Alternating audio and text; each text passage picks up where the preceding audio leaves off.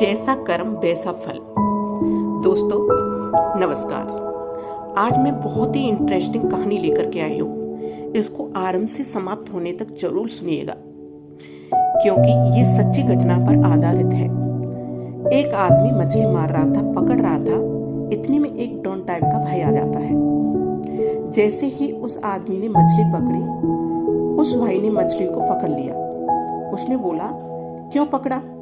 उसने कहा, छोड़, इसे मैं लेकर जाऊंगा। डॉन टाइप का भाई था, तो उसके सामने वह कुछ नहीं बोल सका, पर वह मछली जिंदा थी। जैसे उस मछली को लिया, उस मछली ने डॉन टाइप का जो भाई था उसके हाथ को खा लिया, काट दिया।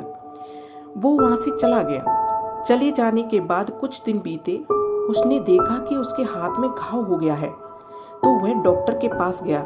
डॉक्टर ने उसके हाथ को देखने के बाद कहा कि यह घाव हरा है, ये हाथ यहाँ तक काटना पड़ेगा। जो हाथ का पंजा है ये पूरा काटना पड़ेगा।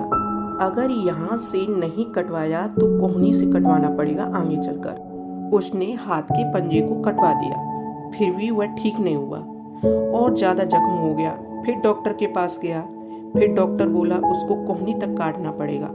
अगर कोहनी तक नहीं काटा तो कंधे तक काटना पड़ेगा आगे चलकर। उसने कोहनी तक कटवा दिया, फिर भी वह ठीक नहीं हुआ। फिर डॉक्टर के पास गया।